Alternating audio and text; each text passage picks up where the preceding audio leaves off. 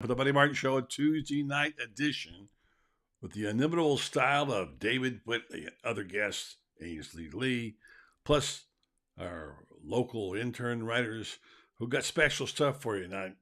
Kyle Curtis, Matt Quartararo talking about the NFL draft and the portal. Oh, the portal. All coming your way here right here tonight on this program. It's the Buddy Martin Show. We're all in the air. Tell your friends and neighbors. Yes, it's time again for Buddy Martin. Call him up and tell him what you're thinking. But be kind because he's doing the best he can. Better, stronger, faster. Mama says that alligators are ornery because they got all them teeth but no toothbrush. Hey, what if the voice calls while you're gone? Take a message. Bye. You ready, champ? I'm ready for this my whole life. I'm incapable of small talk. But that's why you love me, right? Kind of intimidating to be in the presence of so many great athletes.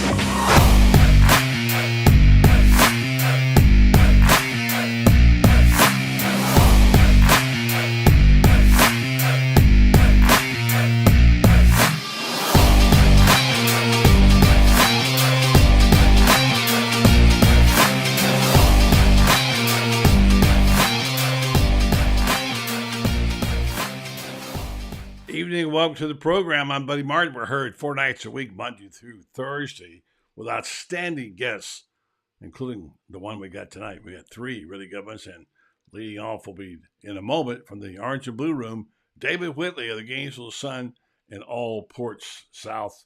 He's worked a lot of places and always been a popular columnist, one of my favorites. So let's hear from our sponsor tonight. Come right back with David Whitley. We got stuff to talk about.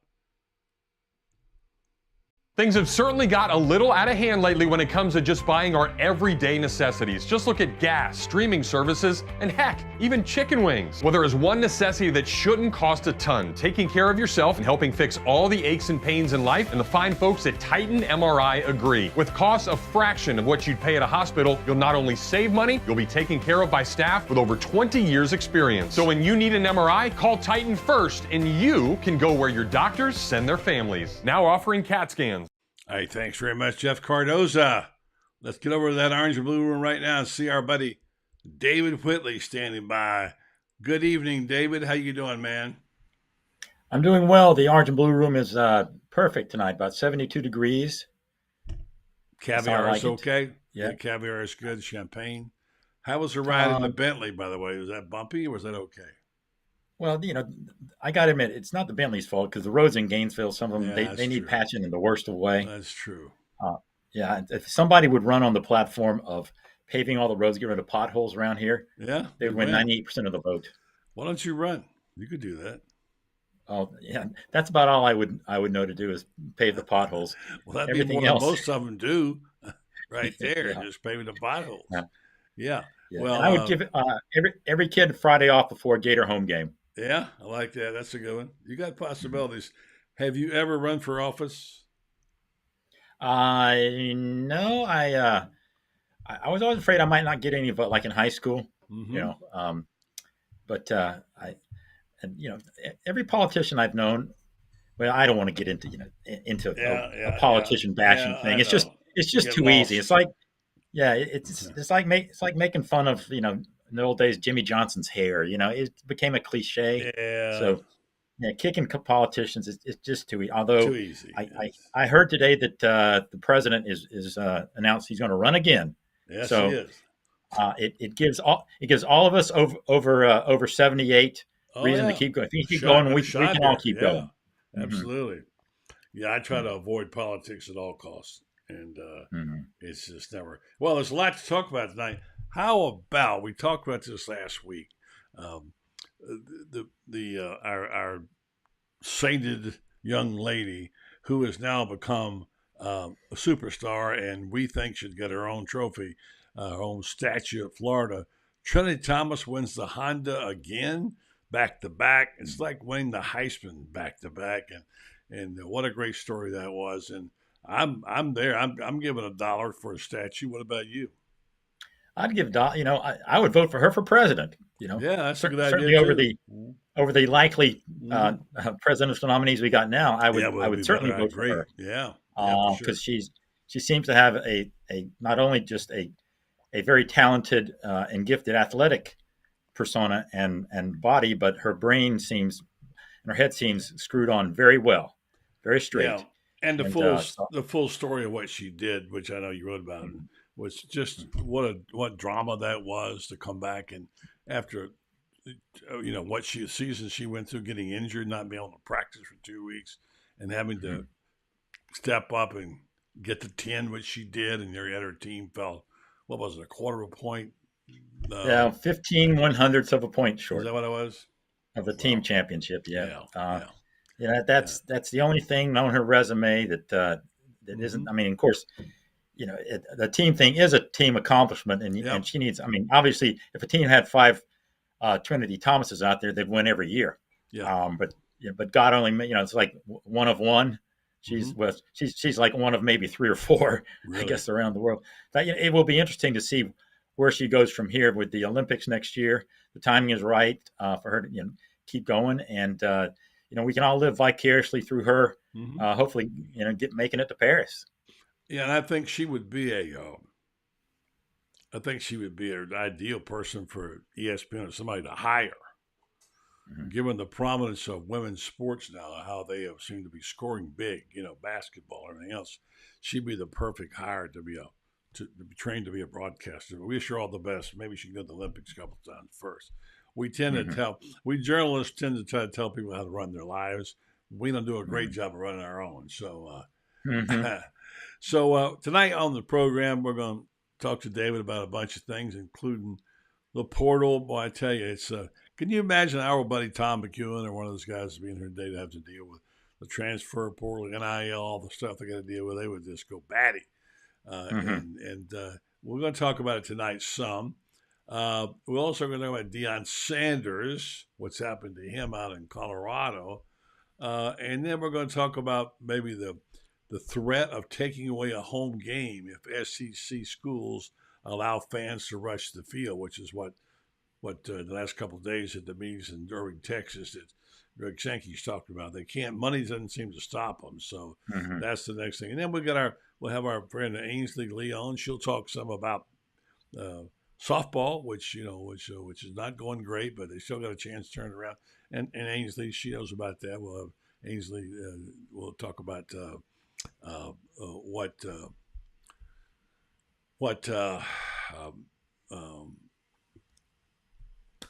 I'll get it for you in a second here. What Trinity has done. And then we go, all right, guys, we're going to delve into the portal. And Matt Quartararo of our staff will tell us about some of those things. And then, of course, Kyle Francis in the draft. Do you get much into the draft, David? I try not to, but I'll admit for one thing, it's so hard to avoid if you click on anything sports-wise. Really, yeah. And, between certainly March, April, and the last couple of weeks, I mean, it is the biggest story in sports. What will they do? And it has just become, it is. I think there's NFL season, and then there's draft season, and I think that I don't know, draft season may be the second biggest season on the sports calendar. Because the NFL marketing people, they're brilliant on how they've turned this into an industry into itself. Really? And I remember, my senior year at Florida, Chris Collinsworth was drafted, and I happened to walk into Joe's Gator Tail for lunch, and it was on, and there must have been 7 people there paying attention, and of course this is prehistoric days, but man, the show they put on now, and how they move it around from city to city, and it is like the Super Bowl. I mean, Kansas City is just, it is the draft. It is the epicenter of the sports world in America tomorrow, and all this. And there's so much hype around it and so much guessing. And that's sort of what's frustrating is that it's sort of like NIL. There's no transparency. You don't know what to believe. Right. Everybody can have an opinion. And, and with like our local favorite Anthony Richardson, he might be going second, might be going third, could be going might be going 15th, 18th, 15th. I saw where Peter King, the esteemed NFL writer, for a long time, has him 23rd in his mock draft. I think and I sort of wish that there was like a licensing bureau for people who could do mock drafts, because everybody's got one now. Do you do one? I was only certain. Yeah, you'd have to have like X number of years covering the NFL to have to be able to qualify as a mock drafter, something like that. I'm not I don't pay enough attention to it, but certainly some people do. But the funny thing is, as much as these people pay attention to it, it's still a guessing, and we see it every year. No doubt. Where they just totally blow it, and because they don't know what to believe either. Because the funny thing this week is how Will Levis is now the hot guy, right. And 2 weeks ago he was like dropping down, and I saw where is now the hot guy, and Levis has dropped down, and the kid from Ohio State has dropped down because of the cognitive test, whatever. I can't figure it out. Yeah, well, so they say, and then it could just be somebody's leaking that because they want him to drop down, because they want him, of course, and or they want somebody else or they want quarterbacks to drop down so they can get their guy, and there's so much subterfuge, and so you take it all with a grain of salt. But so in a way, I'm just glad it's finally here, so we can see this play out and see these guys go out there. And there are some great. I mean, never know the surprise. I remember when like the great T-Bone mystery, 2009. Yep. And when nobody will take him, boom, Denver, 25th pick, and there that was Well, that was the string. A great story. I happened to be on a boat in Sarasota with the entire Florida football coaching staff that night. We were watching it on TV on the boat with bated breath. They had all those first round draft choices, and the guys were getting excited. Urban was so concerned about Tebow. He sat off in the dark corner almost by himself. When we got back to the dock and we're getting ready to get to our cars, Tebow had not been drafted. And somebody said, well, Denver's going to draft him. And then Denver was up and didn't draft him. And I remember getting in the boat and going in the cars, and I remember that Urban was just like depressed about the whole thing. And then they said, but they traded and got him again in the next round, whatever. So that was kind of a dramatic thing. That was a big night for a lot of people. I had arguments with people the whole year. People said he'll never be a first-round draft choice. And I said he will be a first-round draft choice because it only takes one person to make him that, And I happened to be right that time. I haven't been right on much else.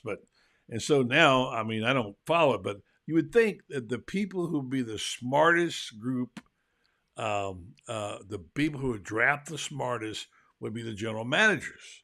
So I haven't looked at any real good, I haven't really studied any mock drafts. I've seen the stuff you've seen. So I saw tonight there was one by the general managers. Hey, what are they saying? And when I read it, it's like, okay, it's completely opposite of what people have been saying about quarterbacks and wide receivers. Defensive lineman, offensive lineman, whatever, And then I wonder what they picked. Richardson, all the way down to, I think it was 23rd or something. And they got him going to the Tampa Bay Bucks. Really? Going to the Bucks. Yeah, just what Kyle Trask needs. So anyway, there was a report on him. And so I don't know. I just know Shane asked me this morning, where do you think he'll go? I said, he'll probably go top 12 or 13. That'd be my guess. I don't really know. But what's happening is, we can talk about this all we want to, but what you can go by is the money in Vegas, right? So here's what happened overnight. Will Levis was 50-1 to go first, all right? And he dropped to 20-1. All right. And then he dropped to 10-1. And last time I looked, he was 4-1. So somebody's got some money on Will Levis being, I think Bryce Young is the prize of that deal. I know that people think he's too small, et cetera, et cetera. So we'll see how it all turns out. But it's just a guessing game, as you said right now. It's kind of fun. I used to make fun of it because people are always treating it like it was the World Series, the Super Bowl. Mm-hmm. And I say, they don't even keep score. It's not a real event. It's not a sporting event. It's just a thing. And then I finally gave in after 20 years and said, okay, TV's made it a big deal. All right, I get it. You all like to get excited about it. So the Levis thing the Levis thing I read was because someone posted something on Reddit that they had heard, that Levis said that he thinks that the Carolina is going to draft him number 1, and that started this stampede to the bookies. And you're right. It went. I mean, if you bet on him yesterday, like I said, he was 50-1, and so suddenly he dropped down, and so I think Vegas took him off the board for a while because he was so good. But to think that all this is triggered by a social media post, which nobody even knows is legit, and it could have been posted, for all we know, by Indianapolis, some Indianapolis Colts functionary, just to get people thinking, well, we get them so we can get the guy we want, or maybe they won't. Who knows? You can concoct all sorts of cloak and dagger scenarios behind this. Yeah. And then C.J. Stroud, who everybody thought might be the first guy taken, now there's a story out about his testing, all the things that they do. And Shane and I were talking about it on the show this morning. He says, just put the guy on the field and see if he can play. You don't need all those tests. Yeah. I said, but they have all those brainiacs, so they have to hire. The brainiacs got to do something. So they make up a test of some guy, Anyway, you call overthinking it. It's kind of like still like going out the ball yard and picking sides, and say, hey, you go where you play with me, whatever, when you get right down to it. So we shall see. The portal is actually interesting in college ball. It's just we don't have enough information to know what's what, except social media. Now, today we heard Notre Dame's backup quarterback was in the portal, and there was some talk he was going to Alabama to talk to them, and then they go to Auburn after that. And people wonder whether he'd come here or not. So we're not going to know about these squads for the next couple of months probably. There'll be a few other scholarships offered and whatever. I don't know if I say to you, which way is the arrow trending for Billy Napier and the Gators, what would you say? Well, when it comes to portal, I would say it's probably like just a latitude line, so just this. Straight, because I don't know, I mean, they've lost Xavier Henderson, Paul Ryland, but neither one. I mean, they would have been useful pieces this year, but certainly neither one are a make or break kind of player. Right. And so it's certainly not a Chicken Little situation. They're obviously in the market because they have some open scholarships and they have some needs. And there, some players out there. It is odd how a lot of players seem to they wanted to go through spring training, spring practice, and sort of showcase themselves, and then and if nothing else, just market themselves and go and help their marketability to go out and get an offer, an NIL offer. So there's some. I mean, there's some talent out there, I guess, and it is, unlike high school where you're dealing with really just it's like futures commodities. At least a lot of these guys, they do have a track record. Now, whether it translates or not, if they're playing mid majors to that, I mean, it certainly translated from with the two guys that Billy bought with him from Louisiana last year with Osiris Torrance and Montrell Johnson. Yeah, and they're arguably two of the three best offensive players on that team. Last year. So we just sit back and watch it. You mentioned earlier, the guy who's getting all the attention naturally is Colorado and Dion, and what the house cleaning that he's done there. What do you think about that? The latest is that's going on all day. They're now up to, I think they said by the end of the business day Monday, 18 Colorado football players have put their name in the portal, in the transfer portal. During spring practice, 13 said farewell to those scholarships, so that's 31. And then I didn't see the spring game. Shane saw it, said it was really pretty bad. But if you look at the numbers, and this is what's important, think about the excitement level, because that's what drives the box office, right? There's a stat today that said that gave the ESPN audience size, and it said that when Lincoln Riley's first game aired on ESPN at USC, Their audience size was 287,000. Okay, that was their size. Deion Sanders' first Colorado Spring game on ESPN last Saturday. What do you think? What would you get? What would you guess? 800. 800,000? Yeah. No, not that much. It was 551,000. Okay. That's twice the right. number of USC. Yeah. So, and now people are saying it's a train wreck. I don't know what he would do, but he will certainly attract attention. Right. He's got the cowboy hat going on, all that stuff. Sure. Great player,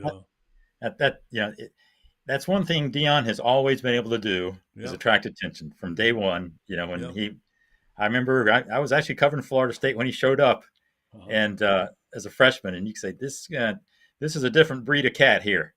Oddly enough, he was as a freshman, he was sort of quiet, and he would go to a party and he wasn't this primetime persona, but then he realized that's where he could make a lot of money being this character, and that was back when Brian Bosworth was running amok, and Boz was just a character, and he went from being a linebacker to this phenomenon, and Deion saw that, and he became primetime, and he's never stopped being that guy, and for better and worse, I think, you knew that he would, I just said, bring the attention to Colorado. That's why I was sort of hoping he would go to Auburn, just because he provides such great content.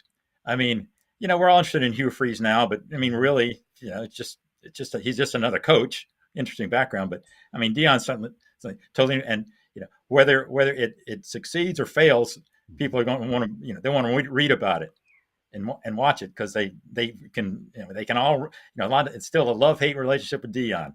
A lot of people love him, a lot of people hate him for for countless things, many things. I question, he obviously, Colorado's 1-10 last year, so they needed some roster turnover, but he has done such a massive job. And when he came in right away, and I think in a way it was sort of insulting to those guys, just saying, everybody's out of here. You're starting from scratch. You mean nothing to me. Nobody's got a scholarship.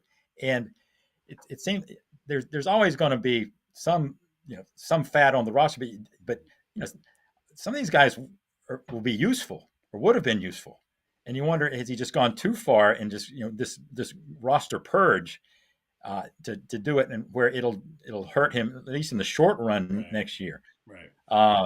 But he's done things his way. And I think he's going to be one of those things. It's going to be a massive success or just a complete flop. Right. But either way, it's going to be fascinating to watch. Right. Now, I talked to France Beard about this, and he was on Monday night, and this whole thing with Antoine Powell-Ryland and Henderson. I was kind of surprised about Henderson. I thought his speed would be a big asset in the way it was. And France said, don't sweat it. They're not all that worried about it. He says his sources tell him, because they got all these young receivers. Mm-hmm. I mean, Andy Jean, Aiden Mizell, Caleb Douglas, Burke, etc. These guys, they really like him, Jaquavion Frazier. And so they're not really worried. And the playing time was going to be cut down. Now, remember Billy Gonzalez. His style is he plays sets of receivers. Mm-hmm. And he flip-flopped them 2 years ago. He played them every down. They put two freshmen in. And he plays a lot of them. But there's a lot of talent on this receiving roster. And apparently, from what I'm hearing, I don't know this, I don't see practice, Henderson was playing time but could have been cut. So that might have, and they already know Ricky Pearsall's the star. So that could have had something to do with it. Now, Antoine Powell-Ryland, I don't understand that. France says his size is against him. He's really not. He's really not an edge. He's really kind of an outside linebacker or whatever. I don't know. That's his opinion. So here's the larger picture. Here's where we're going to get to the essence of before we get Ainsley Lee here. Will be in a minute. That I saw a staggering figure today that I can't believe was true, but it was a very reputable company that did major surveys on this, and the SEC fan bases and where the people have gone, and how so many have lost a lot of people in their fan base. And one of the worst was University of Florida.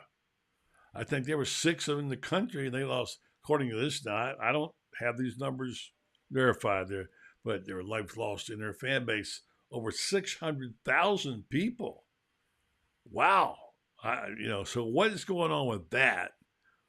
We know that some of the stuff is that people are, losing will do it to you for one thing. Mm-hmm. But that's just, and I'm thinking to myself, if that's an accurate story, they got some problems in games they gotta have to get fixed. And one of them is the perception that people are starting not to care about athletics, and that's a scary thing, isn't it, David? Yeah, I'd be interested in seeing that study and what it was based on. Like how do you determine 600,000? I mean, season tickets, TV Yeah, audience. yeah, me too. It seems. I mean, they only they don't have 600,000 alumni total I that know. ever graduated, and of course, it's not all alumni that makes fans, but I'd just be curious. I would take that with a grain of salt, the actual numbers, but the overall trend lines that you point to, I think, are legit. That well, with Florida's case, the struggles of the two marquee sports the last 2 years obviously is going to lead to some disenchantment. But regardless of whether you have success or failure, uh, this could be a byproduct of just this Yeah, this craziness going out there yeah, about the yeah. things that people grew up believing about college sports and feeling good about suddenly have changed, and how it's become professionalized enterprise really Mm-hmm. in the last 2 years. Yeah, Whether that's leading people to say it just the excitement isn't there, yeah. and it doesn't do it that much for them, and just maybe people just it's like everything else. The entertainment gets more Cycles. and Yeah, more yeah. and fragmented all the time. Right, There's more options out there, more things to do, right. more things that can get people interested. And you know, it you can lose yourself in a world without leaving your home now. You Yeah, can go anywhere, yeah. You uh, can. and so I mean all that plays into it. I would send me that. I'd like to see that. Yeah, I'm reading it right now as we bring Yeah, Sail over to Ainsley yeah. Lee, your Hello, cohort Ainsley. there. How Hey, you doing, David, how Ace? are you? Good.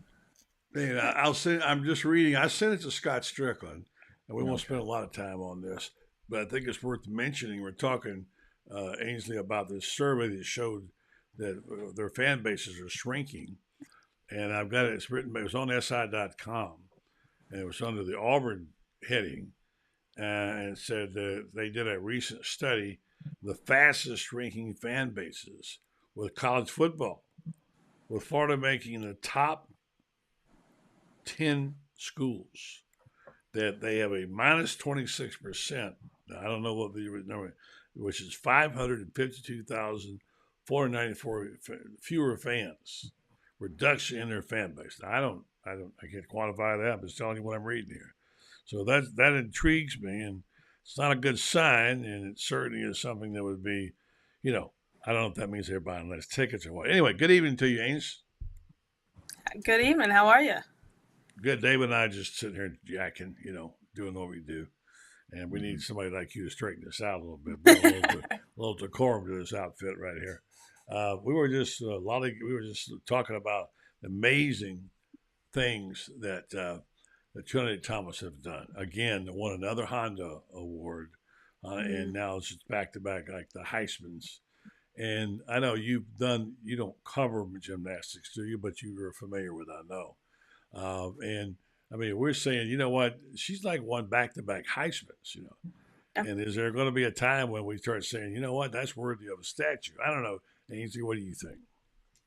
I mean, I've already said it's kind of worthy of a statue, I think. I mean, could she be the first one to be outside the O Dome? Maybe. I mean, Florida's had some really good gymnasts obviously come through the program, right? Bridget Sloan was really good. But I mean, just what Trinity's been able to accomplish here. And people will say, well, she's had 5 years.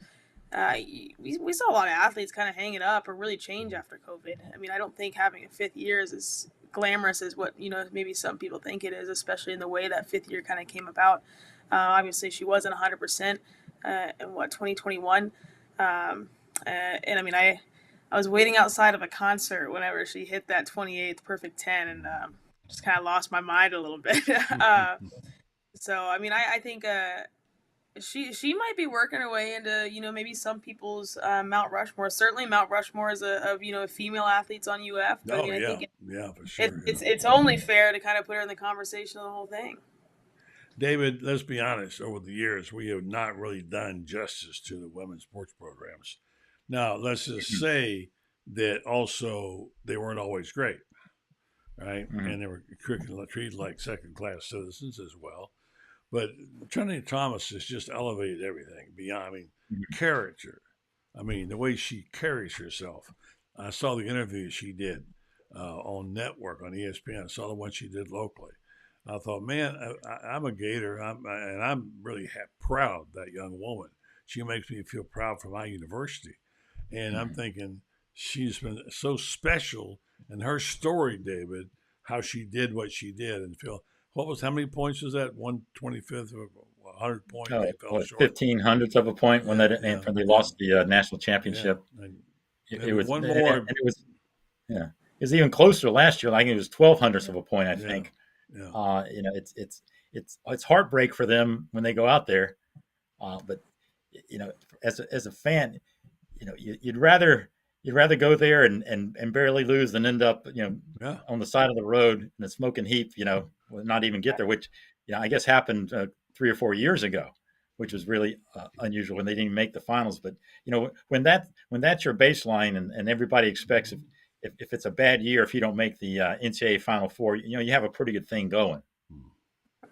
Yeah, and I'll ask Ainsley as a woman, do you think a couple of days soon that women's sports will be elevated to the proper level? Because they're starting to get the NIL deals now. If you look at what they're getting, the women are getting a lot of money, especially like at LSU.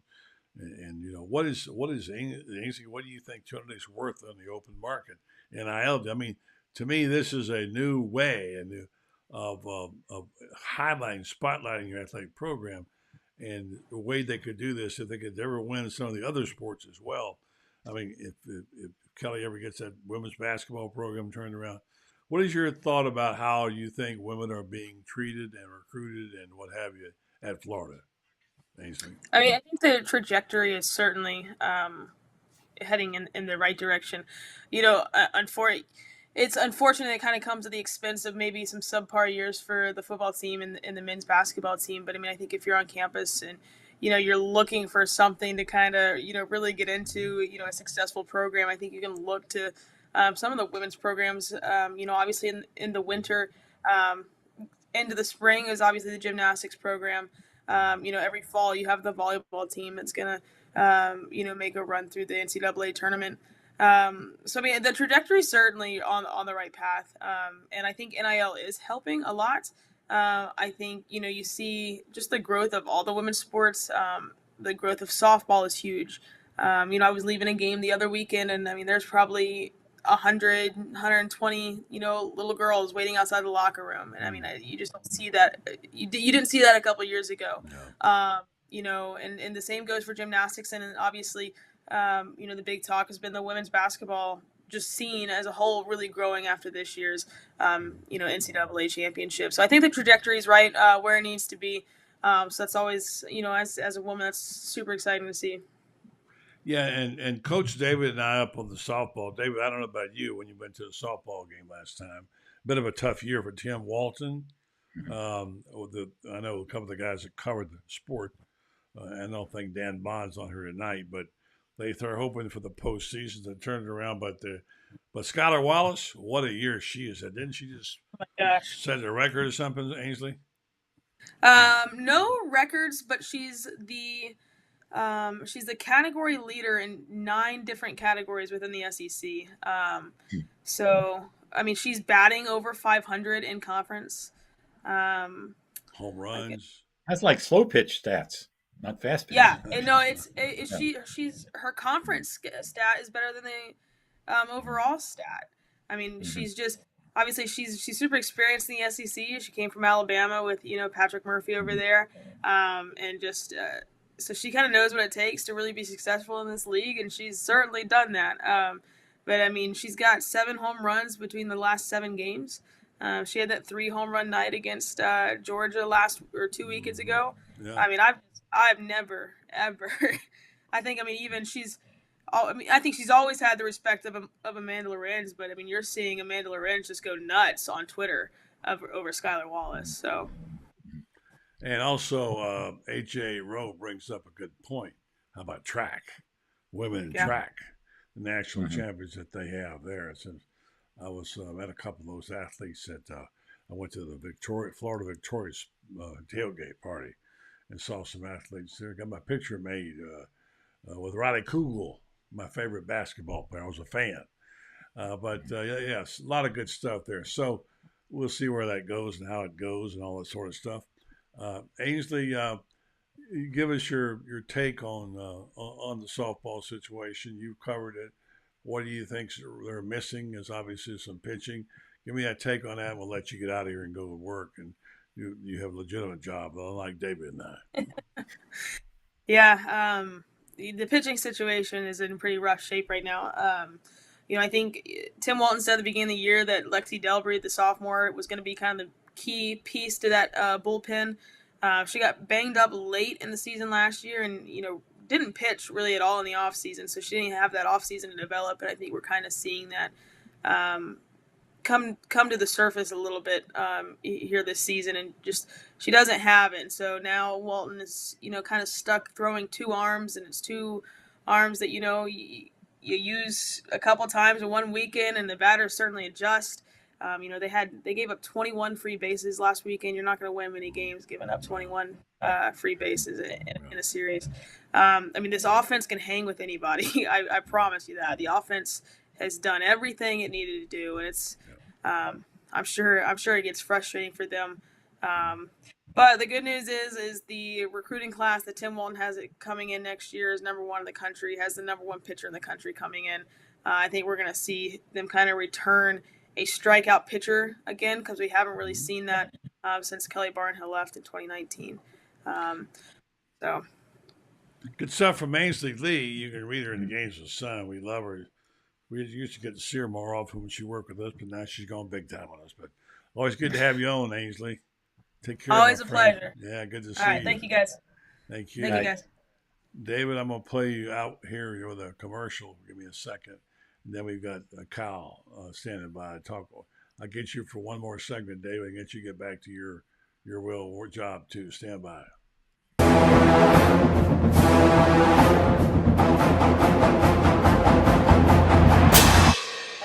Jeffrey, what are you doing? Well, I'm joining the band, of course. Since Meldon Law is the official law firm partner of the Florida Gators, I want to help.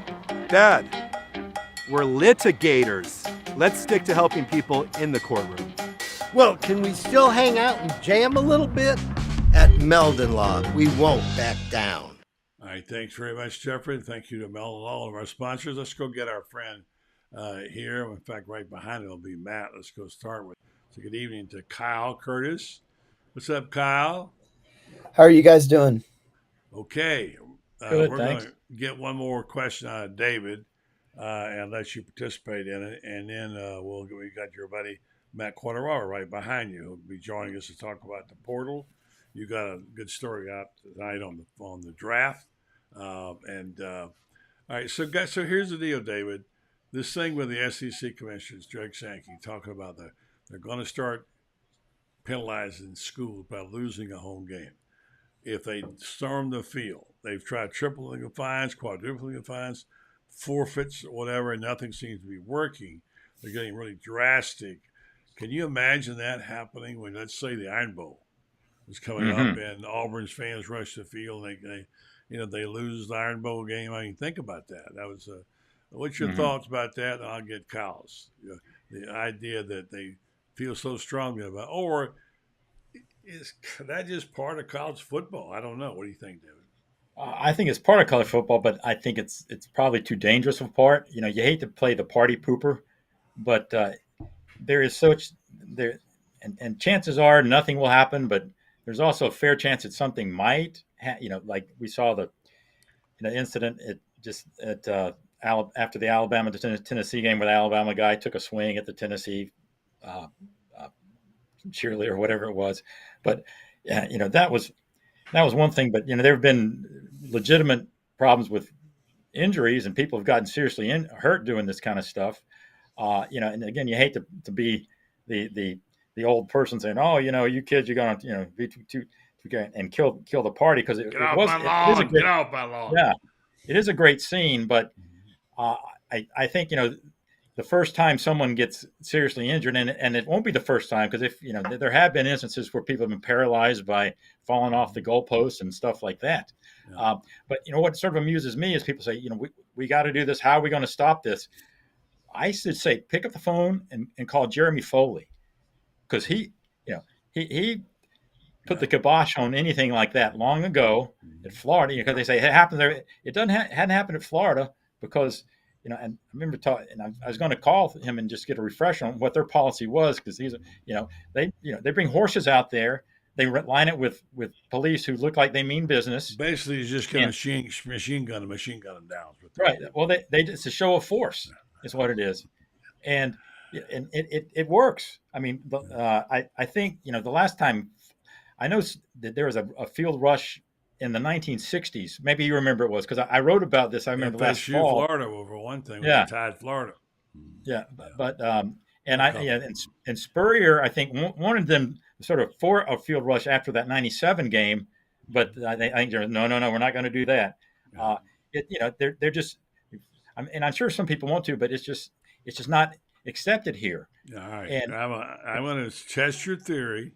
Yeah, you're an old funny day like me, and Matt standing by in the orange and blue room. Let's take it to the student. And Kyle Curtis will say, "What about it, Kyle? Have you ever heard of anybody getting hurt in one of those? Do you think it's much ado about nothing? The students have the right to storm the field." Well, especially as a fan and as a student, I mean, you love rushing the field. You love the school spirit, everything. And as Mr. Willie was saying, Matt and I were actually we were watching the Florida Auburn game at home last year, just as students, and that was when I think Auburn was number 2 at the time, and everyone was getting ready to rush the court, and I think one person ended up doing it, hopped the fence, and they arrested him right away. So it's just something that doesn't really happen at Florida.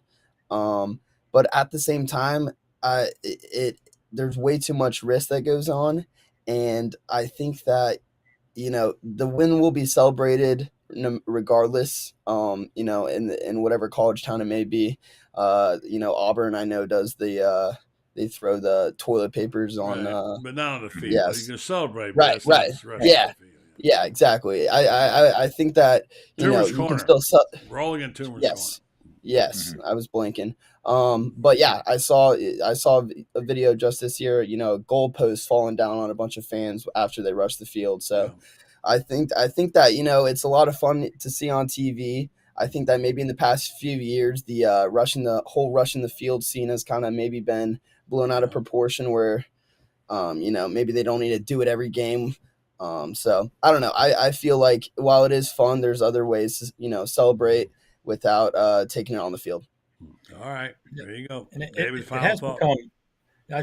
has become a little bit too easy to do it, and it's sort of like I know, if Vandy upsets Bama, it's one thing to do it. They rush the field, but I think like LSU fans rush the field this after they beat somebody. And I'm going to. Florida State did it against us this year, 2 years ago. I forget when, but I don't even think we were ranked at the time, and it was like, I don't know if that was worthy. It's sort of cheap. It should be, if you're going to do it, there should be certain parameters, like you have to upset a number 1 team, or something like that. But exactly. It becomes almost, the hip thing to do. So they did it, so let's do it. I think we have Vandy tried.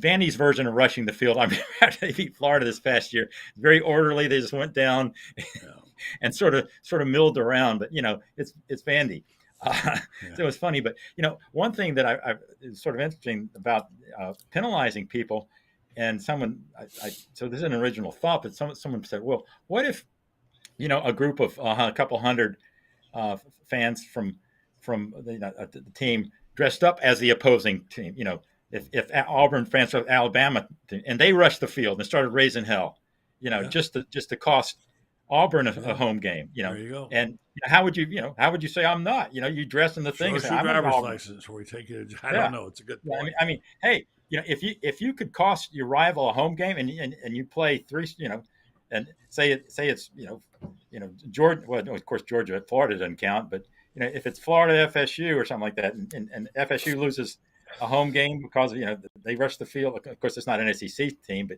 you know what I mean. Just it would open that up. It'd be interesting to do that. But I the money obviously doesn't bother these schools. I mean, Tennessee, they just sort of laughed about it, and 250,000 is worth every penny to them, and it probably was because.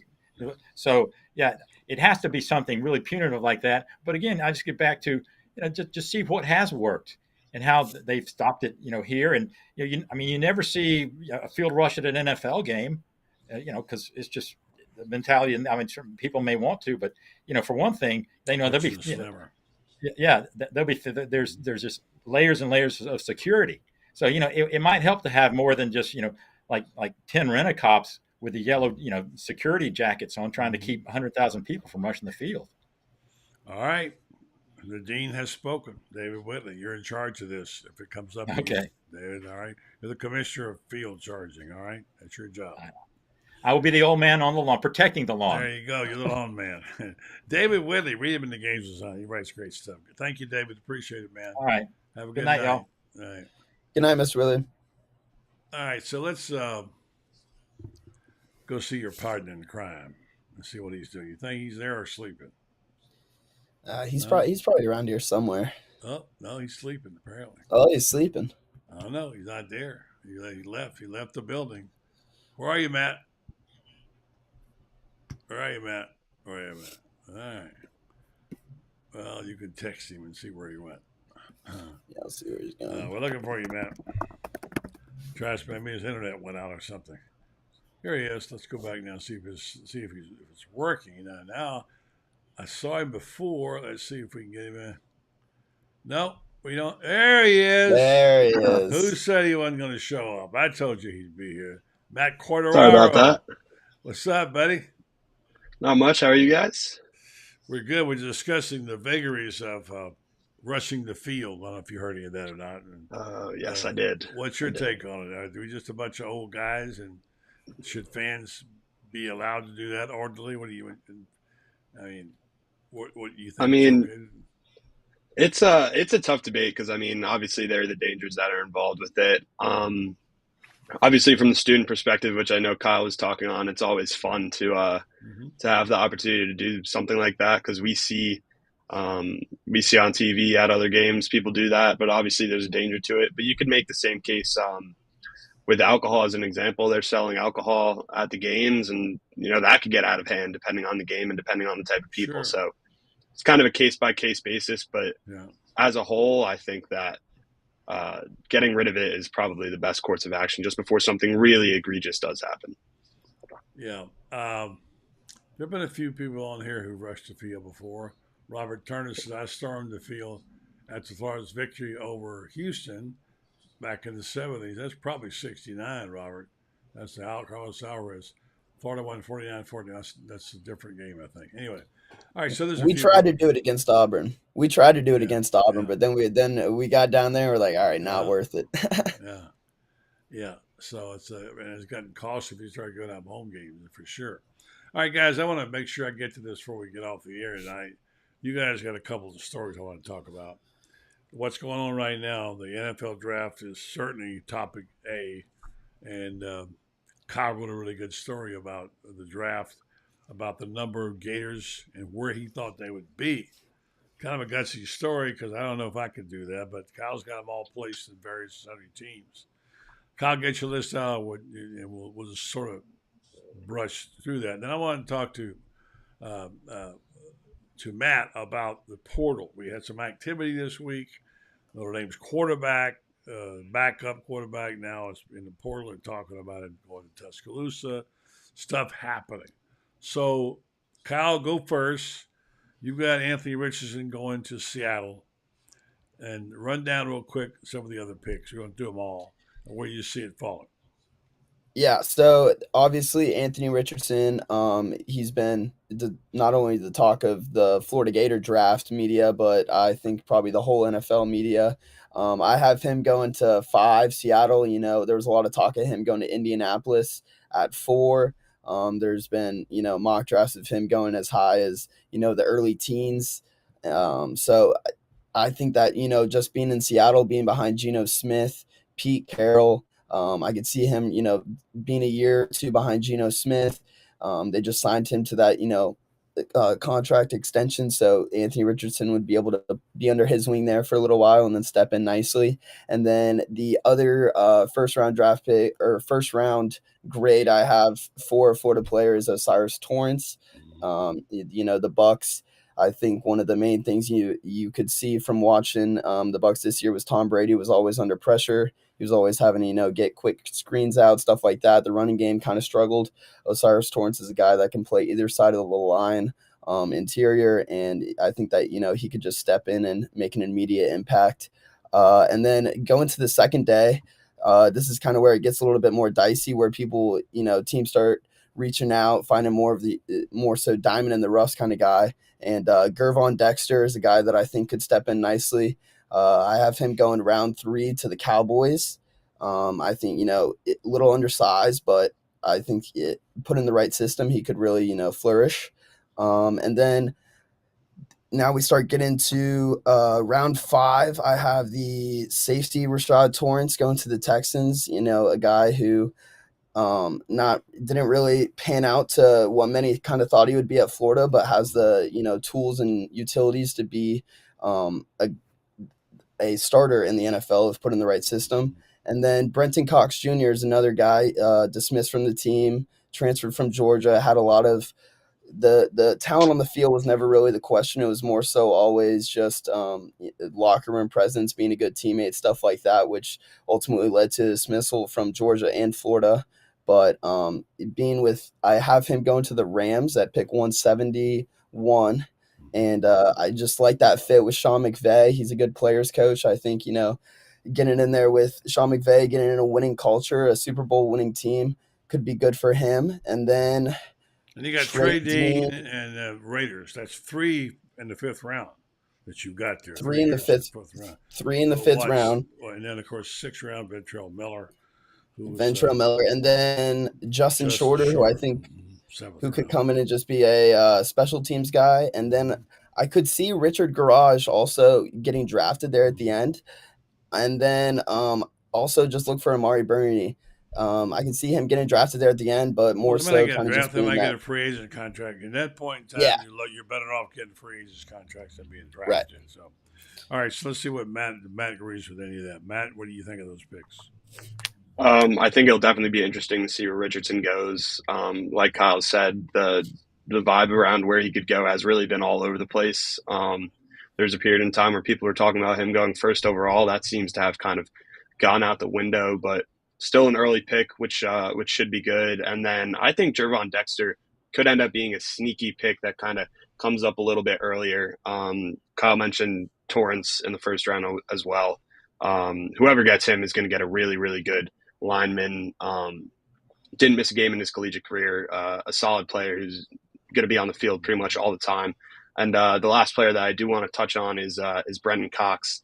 I think that'll be interesting to see. Getting, having the way his career ended with 2 programs. Obviously, that's a gamble to take, but a coach like Sean McVay, I think, is someone good that could kind of take him, groom him into what could be. I mean, we know his potential. He was good when he was on the field. But if they could figure out the whole locker room aspect of it, then I think that could be a good fit for him. I've never understood exactly what happened to him. He came over from Georgia. I can understand it happening once, but not twice. So I don't know much more about that, but there it is. All right, good job there, Kyle, on that. We'll see. Interestingly enough, I'm not a big mock draft guy, but I did look in the mock draft with the general managers and their mock draft, and surprisingly, they got a whole bunch of set of wide receivers and quarterbacks. They got a bunch of linemen and linebackers and whatever in there, and they got Anthony Richardson all the way down to. They don't have many quarterbacks taken in the first 10, and they've got him picked let's see. They have him going to the Bucks, which is I saw they interesting. had Yeah. Will Levis's Vegas odds jumped up insane amount Well, today yeah, to that be the went from number one 50 to overall 1 pick. to 20 to 1. I said that Right. earlier in the show, yeah. But they got Richardson going here in the first round low. I think it was, I want to say about the 19th pick, as I remember, to the Bucks. So that's it. So much for that kind of stuff. Um, here's also a point I want to make, and well, I want to talk about the portal just a little bit with Matt. Apparently, IMG Academy has been bought. You guys hear about that? Yeah. 1.25 billion. billion. And Oh I'm my thinking, gosh. I wonder if Nick Saban bought it. I mean, wow, that's really kind of scary in a way, but interesting. They're paying that kind of money for IMG Academy. My goodness. All right, let's talk about the portal. Notre Dame's quarterbacks in there. Florida lost two to the portal. You wrote a story about that today. I've checked on Henderson. No one's really that upset about him leaving, although he was a contributor. And then Antoine Powell Riley, or what I get his name always wrong. Antoine, what's his name? Yeah, you got it right. Powell Ryland. Yeah. Is is outside is an edge rusher, and some people, including fans, think he'll be playing outside linebacker. So he's out the program. All right, your stories, Matt, on the portal and what you see, and what did you learn about the Notre Dame's backup quarterback who could wind up in Tuscaloosa? Maybe you never know. Yeah. So first on Henderson and Powell Ryland, obviously both had a decent role last year, but I don't think either will be too concerning to replace, especially the way that some of the wideouts have performed throughout the spring. Henderson and Pearsall were really the only two that had any production returning. Pearsall will return to his role from last year, obviously, but I think a lot of good things coming out of the springs and the wideouts won't make Henderson too hard to replace. And then the same thing goes for replacing Powell Ryland. Nunnery and TJ Searcy both looked very good throughout the spring and the spring game, so I don't think either hole is irreplaceable. And then Tyler Buchner, who's a quarterback from Notre Dame who just entered the transfer portal, he is the third best available quarterback on On3 right now. So obviously a pretty valuable target. The spring game wasn't too good. He was splitting reps with Sam Hartman for a while. He just had 44 yards, 8 completions, and an interception.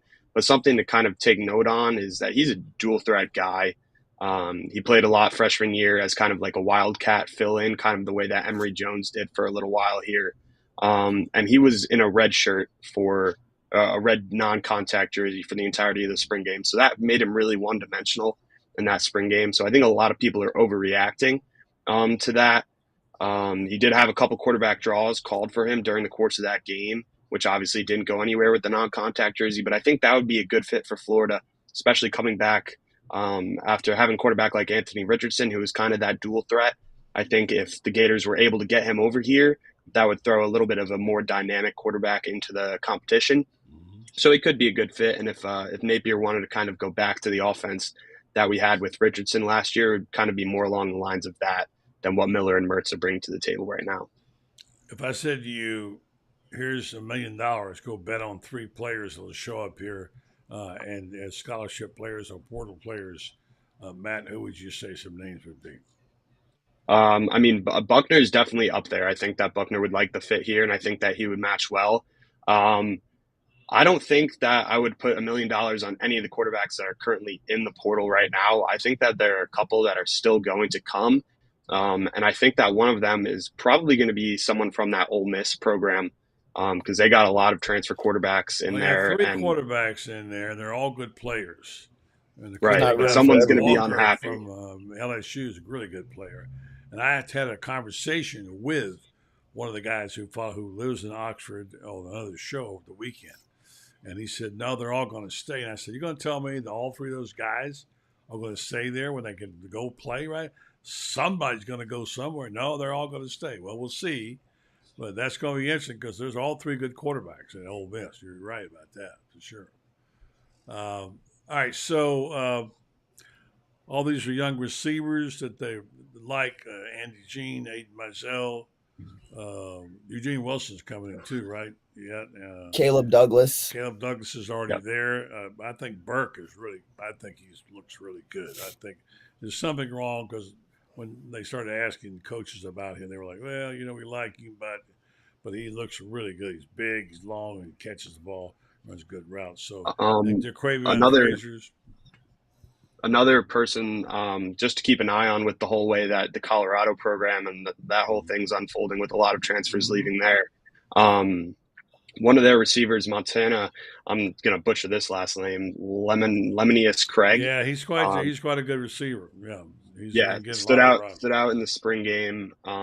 Could be a great addition to kind of the outside receiver position, especially with Henderson leaving. So another option in the transfer portal aside from quarterback. You guys didn't hear this earlier. I talked about a story I read where they said USC, when they had their first spring game with their new coach, they had an ESPN viewership of 240,000. Dion in Colorado had 561,000 viewers. Wow. So, I mean, it is what it is. Now, look, the program's a mess. I got a pretty good feeling that USC is going to be decent and Colorado's got a ways to go. But he does attract attention, that's for sure. Yeah. All right, guys, before I ask you for your final thoughts, I want you to be sure to eat healthy. Eat your greens every night. And, I had mine tonight. My daughter Rebecca's here from Colorado. She used to live in Colorado, Pennsylvania. And she made a salad off those babies right there that was to die for. Pick them out there and put them in a plate. This is not what she made, but it's stuff like that you can make. It's, Coach Spurrier used to tell all his players, put something green on your plate. And when he was a nutrition coach, he said, well, that's what you can do with it right there. You can go and get yourself a organic beef burger and make a salad like that and eat healthy. The reason I'm talking about it is I have something called BuddyTowers.com, which if you're interested in growing your own greens and stuff, contact me. I'll tell you about how you can get your own right there. All right, guys, you guys have had enough holidays. You've been off for about 3 weeks on spring break. Been a lot of gagging around, drinking Cokes and eating bonbons, and now it's time to go to work. So we're going to see some good stuff out of Matt on the portal this week and out of Kyle on the draft this week. They're going to be burning it up out there, right, guys? Looking forward to it. I'm not hearing that dude say. I didn't hear a lot of enthusiasm. But say it again, right, guys? Right, looking guys? forward to it. Yes. All right. I want to hear a little bit of activity. Like, we'll see if we can do to help you along those lines. Let's see here. No, I can't get to work tonight. Anyway, I was going to give you applause, but none of that. Wait a minute. Here it is. All right, good job, guys. Matt Quadraro, Kyle Curtis, the Gold Dust Twins. They're bringing it this week. Thanks, guys. Thank you. Have a good one. Appreciate it very much. Great young men there. Really like working with them. Really got a lot of promise. Looking forward to them growing. All right, so I want to tell you about my friends at over at Renstar Medical Research because, number one, they are terrific people. Number two, they have a facility there that's second to none. They do good things in our community downtown.